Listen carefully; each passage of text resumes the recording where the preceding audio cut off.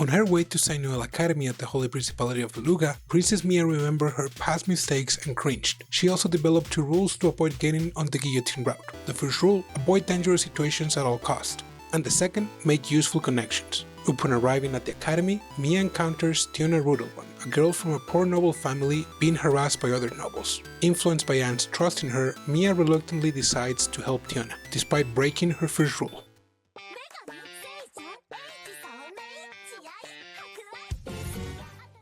Sion Sol Suckland was born the eldest son of the King of Suckland. He who reigns over the people must believe firmly in fairness and hold justice close to his heart.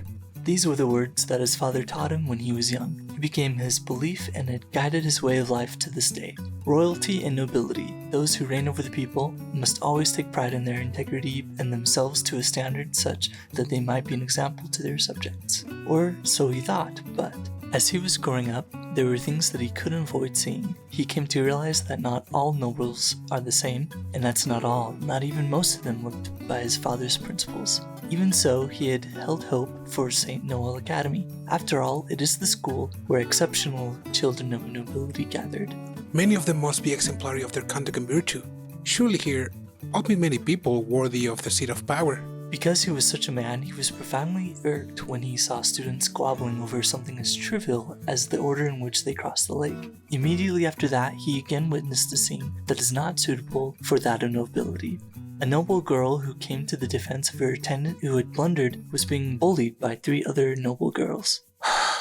Is it the same here? Unfortunate, yes, but the corruption of the royal aristocrats of each country continues to progress by the day.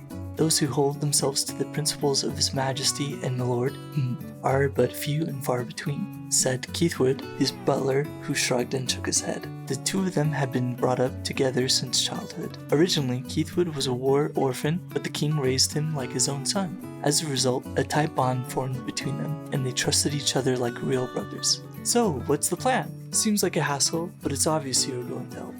Of course. It is clear that leaving a girl who is abused one-sidedly is against his justice. However, just as he was about to run over, something flashed across his view. Pardon me, what are you guys exactly doing here?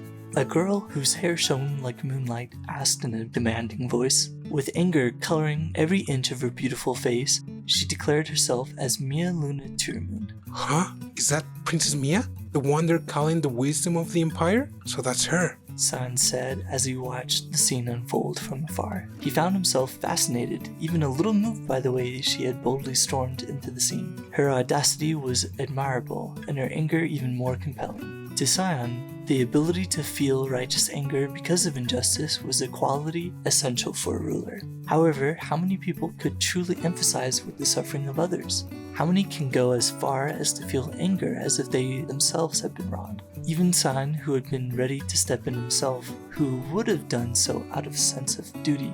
It came from the mind, not the heart. Faced with Mia's genuine anger towards injustice, he felt that he saw in her the makings of a ruler who truly lived up to his ideals. It was, to be honest, a remarkably poignant example of why humans can never fully understand each other. Rumor has it that she arranged to have a hospital built in the slums. Yes, I've heard. I have always wanted to meet her ever since, but... His gaze still fixed on Mia. Frankly, I thought she was just a sheltered princess who barely knows her gold from her coppers, or at most, someone who possesses an abundance of mercy, but little else. An incompetent but charitable ruler is far preferable than one who spreads chaos because of bad governance. For this reason, San didn't think of Mia too badly, but the scene he had just witnessed in front of him profoundly changed his opinion of her. When she gave away that hairpin, she probably did it with the full knowledge of the implications it will bring. A good-natured simpleton would not choose to plunge headfirst into trouble, much less thwart the villainy therein. San was now certain that Mia indeed possessed wisdom befitting her imperial blood and that she held justice close to her heart. If her friendship is the only thing I gain from Saint Noel, then it will still be worth coming here, San said with his mood brightening as quickly as his hyperinflated assessment of Mia. Meanwhile, Mia was flustered. She felt triumphant after her masterful sarcasm, but her triumph proved short-lived after seeing Tiona break out into tears. She was immediately overcome by a wave of guilt. I never expected her to cry so easily. Mia was never really a tyrant. If anything, she was more of a wimp. And while her conscience was a perennial slacker, she wasn't devoid of it either. Have I said too much? Please stop crying. Mia stammered as she pressed her handkerchief into Tiona's hands. Wipe your face with this. She then escaped the scene. As soon as she reached her room in the girls' dormitory, Mia let out a deep sigh. After escaping the situation in the street, she spent the rest of her day greeting the scores of people who were attracted by the name of the Imperial Princess of the Tearmoon Empire. Greeting endless waves of strangers is so terribly bothersome. I would like to run away and just ignore them. While it might have seemed arrogant of her to find her celebrity status bothersome, her arrogance was ultimately dwarfed by her inwardly cowardice. I can ignore the people who come greet me so respectfully, especially in front of Anne, so I'm going to have to deal with them one by one. I'm tired. After taking off her shoes, Mia fell straight on the bed and sluggishly threw her hands and feet out. The dignified appearance of an imperial princess was nowhere to be found. Who cares? I'm the imperial princess, damn it! I don't need anyone to tell me what to do. Mia was determined to maintain some element of independence, at least in her own inner monologue. You did great today, Mia-sama. I'm sure everyone was really glad to meet you. Thank you, Anne, but it sure was exhausting. Would you like me to bring you some tea? Would you like me to prepare a hot bath for you? A bath, you say? Her room is equipped with a bathroom. As long as there's hot water, she could take a bath at any time. This country is abundant in water to begin with, so there is no need to conserve it since water supply and sewage systems are widespread. If someone from the desert came by, they'd probably find it extremely decadent. While Mia found the thought of settling into a hot bath and soothing her carriage-beaded body rather alluring, she quickly shook her head. No, that's not necessary. The public bath will open in an hour, so let's go there. The women's dormitory is equipped with a hot spring facility that students can enter at certain times. For the sake of being able to stretch herself out and relax in a truly luxurious fashion, she chose to delay her gratification. More importantly, Anne, I'd like to ask you something. Yes? What is it? Mia sat down on the edge of the bed and gestured Anne to sit on the bed next to her. By the way, there is no difference in the size or luxury of both beds. Normally, it would be impossible for a noble and a servant to live in the same room, but in the case of St. Noel Academy, it is possible that the servants who came with the nobles are from noble families themselves. To accommodate that, the school assures that the rooms were suited for cohabitation by pairs of nobles. Anne therefore stared uneasily at her elaborately decorated bed before gingerly lowering herself onto it. What is it, Mia-sama? I'd like your advice on something.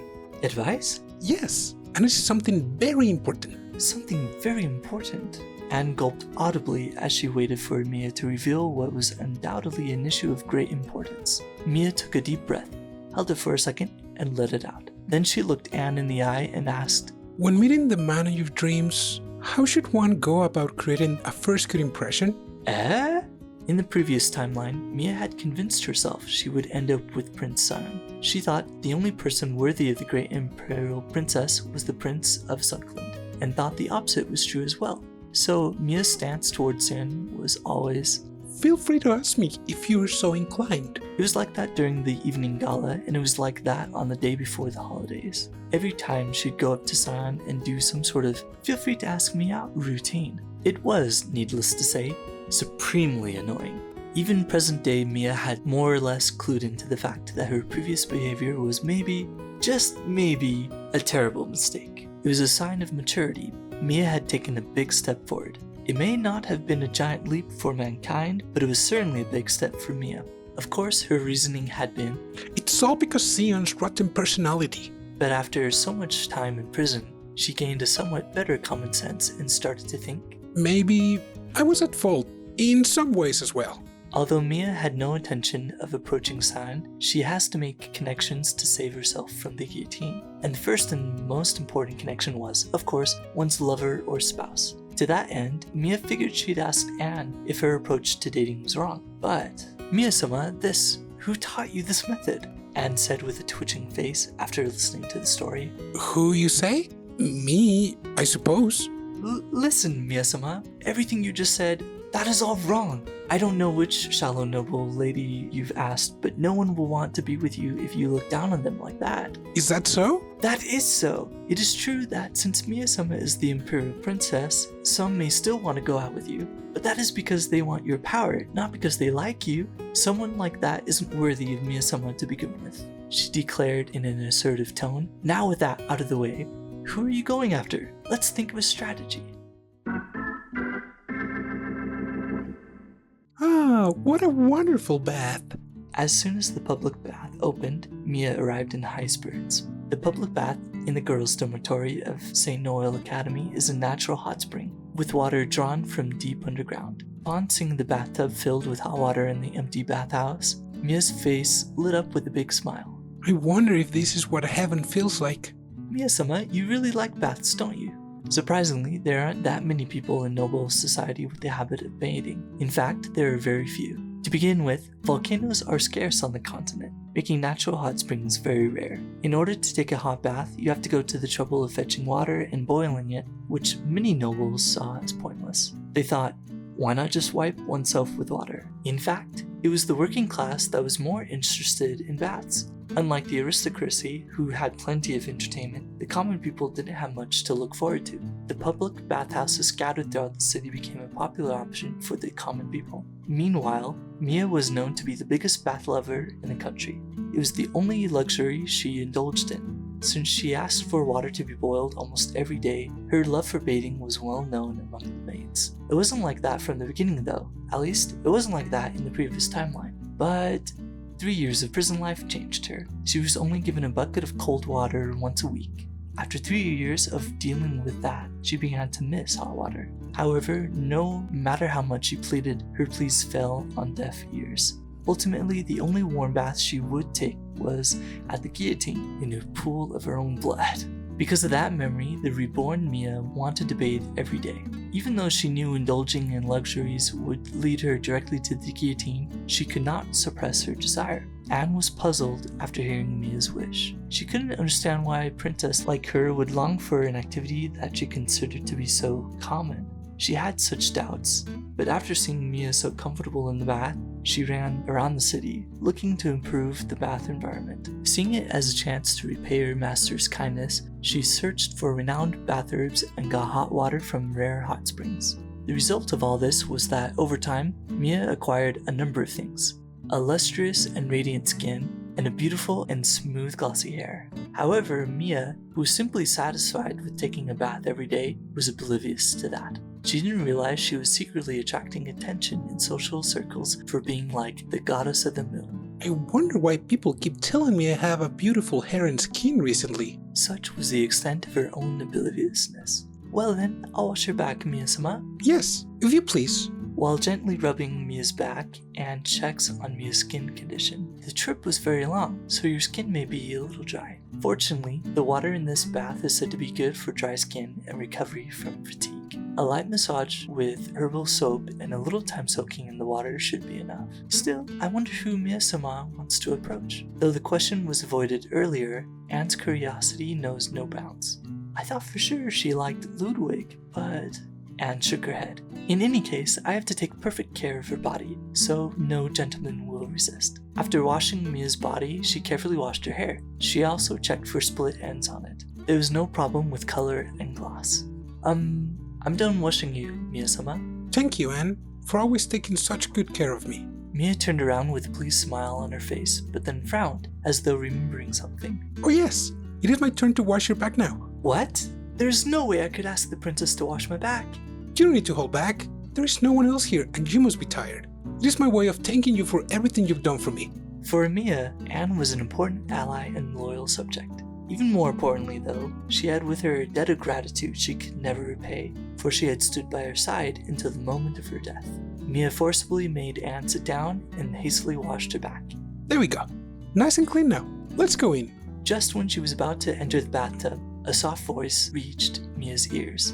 You two are such good friends, aren't you? Even at St. Noel Academy, which gathered the children of the most powerful people in the world, there were very few people who could intimidate Mia. The Tearmoon Empire is one of the two most powerful countries on the continent. Therefore, as its first princess, Mia has unrivaled authority. The only exceptions are Prince San of the Sunken Kingdom and one other person. But You are... right in front of her appeared one such exception, and Mia reflexively straightened herself. Rafina-sama? Rafina Orca Beluga, the eldest daughter of Duke Orleans Beluga, who rules over the Duchy of Holy Principality of Beluga, where St. Noel Academy is located. Principality referred to a country ruled not by a king or emperor, but by a duke. Highly lauded nobles of those of the royal lineage to great achievements to their names could, with special permission from the king, be granted independent sovereignty over a small domain. The vast majority of principalities in this world were formed in such a manner,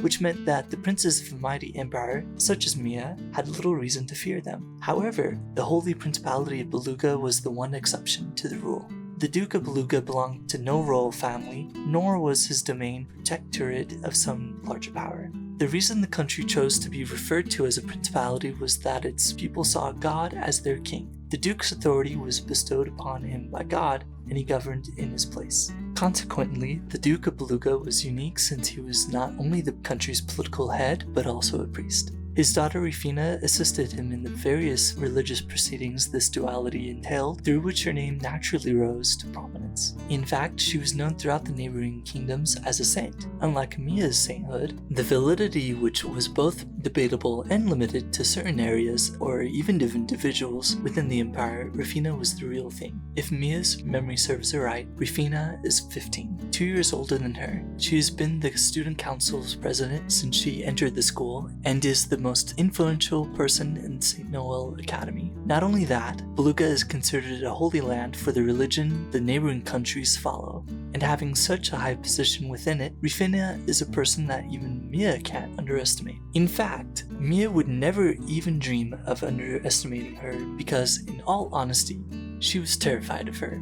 Nice to meet you, Rafina-sama. I'm... Imperial Princess Mia Luna Tearmoon. It is very nice to finally meet you. I've heard a lot about you. Mia was taken aback by those words. It was very shocking that Rufina knew her name. In the previous timeline, Mia approached Rufina. She was attracted to Rufina's power and wanted to be her friend. Sadly, in spite of her best efforts, sitting near her at tea parties and giving her gifts, she was unable to make friends with her. In fact, she didn't even remember Mia's name. Whenever they met, Rufina looked at her as if she was walking garbage. Mia's self-esteem was torn to pieces, and in the end, she ended up terrified. And now... How in the moons does she of all people know my name? Rufina smiled softly at Mia, who just stood there absent-minded. If you just stand there like that, you will catch a cold. Let's enjoy the bath together. Indeed, she realized her body was getting a bit cold. The thing is... It is kind of scary when she is being so nice.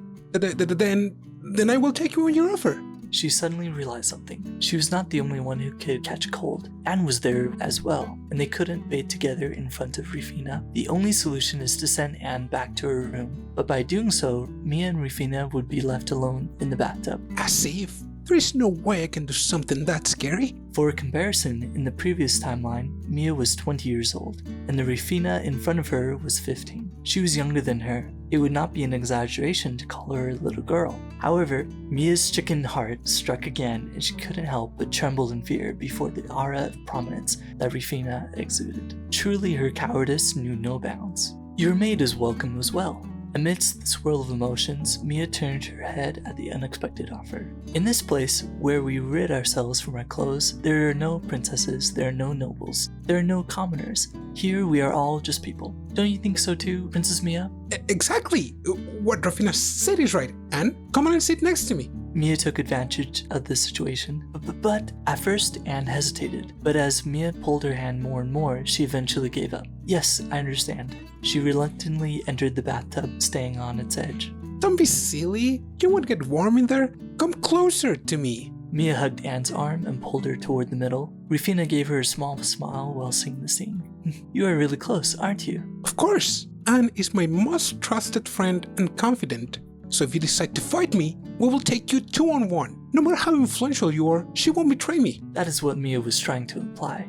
Trusted friend and confidant? Meanwhile, Anne was on the verge of tears. Even if Anne served Mia wholeheartedly, she never considered herself as a good maid. Rather, she made more blunders than most. For her, Mia's words were an outstanding reward. Ignorance sometimes truly is bliss. Well, Mia wasn't lying when she said trusted friend and confidant. So even if Anne were to learn about Mia's inner feelings, maybe she'd get off with just losing a bit of sane credibility.